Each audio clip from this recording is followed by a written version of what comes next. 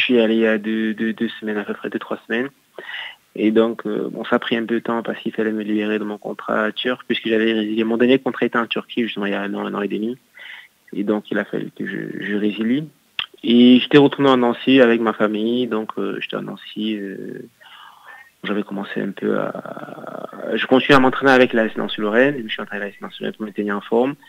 En attendant de retrouver un nouveau challenge. Bon, malheureusement, le retour justement à la Turquie après la résiliation de contrat, j'avais été blessé, ce qui fait que j'ai passé 6-8 mois, entre 6 et 8 mois de rééducation. Donc après, à la fin de la rééducation, je me suis entraîné Nancy comme je disais plus tôt, ce qui fait que la reprise c'était...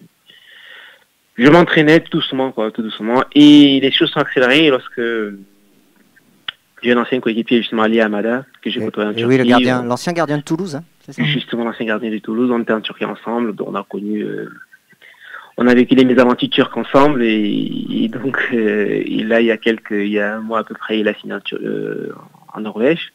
Ouais. Et donc, après sa signature, il m'a appelé, donc il m'a proposé de pouvoir venir dans le même club que lui, parce qu'il recherchait un joueur. Et donc, pour moi, c'était découvrir autre chose, et surtout aussi toujours la volonté de jouer, de prendre du plaisir. Et donc, on a longuement échangé. Et au final, je me suis dit, pourquoi pas? C'est une opportunité de pouvoir rejouer. Donc, c'est comme ça que je suis décidé, quoi. C'est allé assez vite, Ouais. Après, c'est vrai que ce qui a pris plus de temps après, c'était de pouvoir récupérer tous les papiers en Turquie, sans jouer, j'ai fait 6 mois sans jouer. 6 mois sans jouer. Écarté de l'équipe, je m'entraînais avec l'équipe réserve. Donc, et justement, j'ai vécu cette mésaventure avec justement Ali Amada. Et donc... Voilà. Bon, ça y est, ça va faire du bien maintenant de retrouver les terrains, certainement. Oui, bien sûr, ça fait plaisir. Franchement, ça fait plaisir. Ça faisait longtemps, j'avais pas rejoué. J'ai rejoué le week-end dernier. Déjà, le week-end avant, j'avais joué un petit peu. Et ce week-end, donc j'ai rejoué et ça fait énormément de bien. Ouais, ça doit changer hein, le climat entre la Turquie et la Norvège.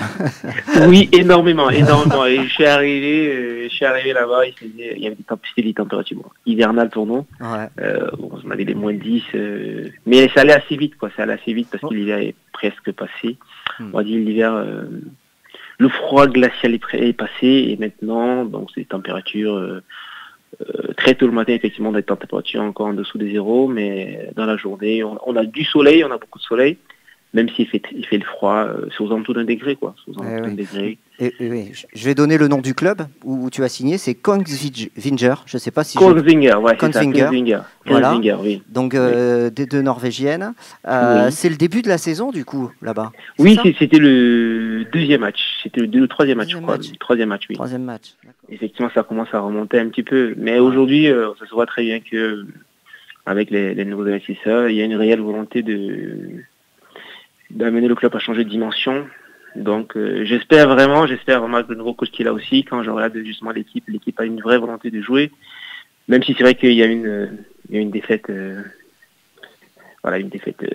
cinglante ce week-end.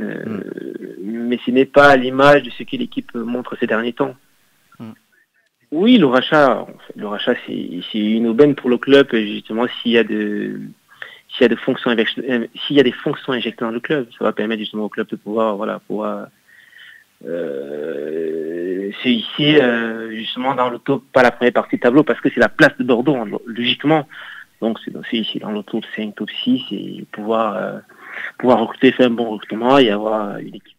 Oui, c'est deux choses, je vais pas dire complètement différentes, mais au niveau des infrastructures, Saint-Étienne c'est pas mal, effectivement, c'est pas mal comme infrastructure, vraiment c'est un très grand club, et je pense que la réelle différence peut se situer effectivement au niveau de l'engouement qui est autour du club, c'est la réelle différence. À Saint-Étienne, tu as un engouement extraordinaire, donc tout est fait pour que justement, de toute façon, le 12e homme joue pleinement son rôle. Je ne veux pas dire c'est pas le cas à Bordeaux. Non, mais c'est surtout que effectivement le fait de ne pas gagner de trophée majeur, de championnat, de championnat, Paris a décrété sa propriété, de toute façon pour quelques années encore. Donc, mais en dehors de ça, il y a les coupes, les coupes postulées pour les coupes, c'est quelque chose d'intéressant. Mais le fait de ne pas gagner des titres, effectivement, le club s'est un peu enlissé dans le ventre mou du championnat, on va dire.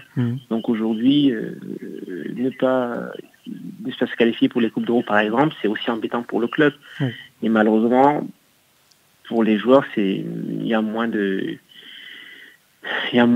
pas d'investissement, mais la fin de saison est plus tranquille, je vais dire. Donc, des fois, une place, 2-3 places en fin de saison se jouent chez les derniers matchs.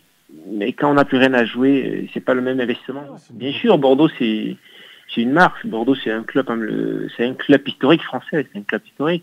Donc, on peut pas dire que Bordeaux, c'est, je sais pas quel club. Mais Bordeaux, ça reste un club historique, bien sûr. On va pas dire qu'il a perdu. Bordeaux n'a pas perdu de son aura, on va dire ça, c'est pas vrai. Bien sûr, je gardais contact avec quelques joueurs, oui, avec les salariés aussi. La preuve, j'étais revenu, on a fait un match justement il y a l'année dernière, je crois, c'était l'année dernière, justement pour l'inauguration du nouveau stade, je pense, oui. On a fait un match, il y avait des anciens de Bordeaux qui étaient venus à Saint-Médard, faire un match. je crois, c'est sûr. Oui. Donc j'étais revenu, j'avais retrouvé les employés du club, c'est avec plaisir, c'est toujours un plaisir de revenir sur Bordeaux. Oui, c'est vrai qu'il est assez introverti comme coach, et justement ça peut laisser les gens ils ont je vais pas dire une mauvaise image de lui, ou une image assez triste, on va dire, de calme. Mais il rigole pas mal, mais de façon réservée. Et de toute façon les entraînements ça s'est passé super bien avec lui. Moi j'avais adoré travailler avec lui, j'avais très bien adoré travailler avec lui. Ça s'est passé super bien, c'est professionnel, c'est carré. C'est vrai que c'est pas le coach qui va faire des accolades à ses joueurs après une victoire, mais il savait également, il savait savourer justement les victoires. Il avait un discours toujours posé, réfléchi, mûri, et tout est dans la, on va dire quoi, il retient, il contient ses émotions, il contient ses émotions au maximum. Mais c'était une très belle période. J'avais super adoré travailler avec coach. Donc, oui, il y avait une belle équipe. Jossier, il était là aussi. Donc c'était une belle période. C'est une très belle période. Moi, j'avais bien aimé. On avait pu gagner la Coupe de France. On aurait pu peut-être faire mieux, mais c'est déjà bien. C'est le dernier titre de Bordeaux. Mais au vu de ce que l'équipe avait fait avant nous, c'est-à-dire on parle des années 2010, on aurait espéré mieux. Surtout avec tout le potentiel qu'on avait. Ah oui, mon fils me parle de ce but tout le temps. Oui, c'est sûr que je m'en souviens, oui. Non, parce que tu as marqué combien de buts au club de conserver justement ce titre, quoi, ce record. C'est une bonne chose. On défend les intérêts du club. Est-ce que tu sais combien de temps il a duré la période d'invincibilité de Enyama? Je me rappelle plus, c'était combien de temps, je me rappelle plus. Plus de 1000 minutes, 1062 minutes. C'était combien, je m'en souviens plus. Vas-y, redis. 1062 minutes. Plus de 1000 minutes. Tu as mis fin à plus de 1000 minutes de. Pour te dire à quel point t'es un héros, tu vois. Merci. Merci. Pourtant, je marque pas tous les jours. Hein. Et est-ce que Gaëtan Huard t'a offert une bouteille ou quelque chose comme ça? Non, une accolade, c'est déjà assez. C'était pas mal, l'accolade. C'est de reprendre du plaisir. De toute façon, comme j'ai signé là-bas, je m'avais une possibilité de repartir parce que en juillet c'est la mi-saison, donc c'était une possibilité de repartir en juillet, et c'est pour ça que je suis parti aussi. Ça me permettait de pouvoir rejouer et de pouvoir attendre prochainement le mercato, voir ce qui se passera. Donc c'est un peu ça, se continuer à prendre du plaisir. Et l'objectif CAN avec le Cameroun aussi, ou le Cameroun, pas forcément, non. On va laisser la place aux jeunes aussi, on va laisser les jeunes s'exprimer et profiter de la sélection. Ah oui, de toute façon, je sais que le groupe il est assez relevé, mais je n'en doute pas. Je doute pas de la présence du Cameroun à la CAN. La présence, je vais dire, de la volonté du Cameroun à aller le plus loin possible. De toute façon, on est tenant du titre, il faudra bien aller défendre ses titres. Et aujourd'hui, il y a le groupe, il y a le Ghana par exemple, tout le monde, le Bénin même, tout le monde dit ce sera compliqué pour le Cameroun, mais je ne m'inquiète pas, je ne m'inquiète pas, j'ai confiance. Il y a une équipe qui est assez jeune, il y a des joueurs, il y a de très bons joueurs, il y a des joueurs expérimentés, et là, c'est bien pour le pays, et on va suivre ça de très près en espérant qu'il nous fasse un doublé historique. Moi j'aime bien comme joue Otavio. C'est vrai qu'avant le changement de coach, je jouais pas beaucoup, mais pourtant je trouve qu'il a vraiment un plus, il apporte un plus, surtout quand on joue à 3 au milieu, c'est-à-dire quand Bordeaux joue à 3 au milieu, devant la défense, c'est un très bon travail. Moi j'adore comme joueur. Non, Otavio, vraiment, lui, je pense, à 3 au milieu, lui devant la défense, je pense que c'est ce qui s'y est le mieux à Bordeaux. Pour lui, ouais. Je pense. Ouais. Bon. Après, Après, c'est au coach de faire ses choix. On est tous des entraîneurs. Ouais. Oui, surtout mettre de la ferveur autour du club, aller encourager les joueurs, aller les encourager, c'est ce qui peut c'est ce qui va les galvaniser. Et quand je parle de la différence de Saint-Etienne, c'est ça vraiment le plus de Saint-Etienne, c'est le plus que de Saint-Etienne. Saint-Etienne, à Geoffroy Guichard, c'est le chaudron, comme son nom l'indique, quoi.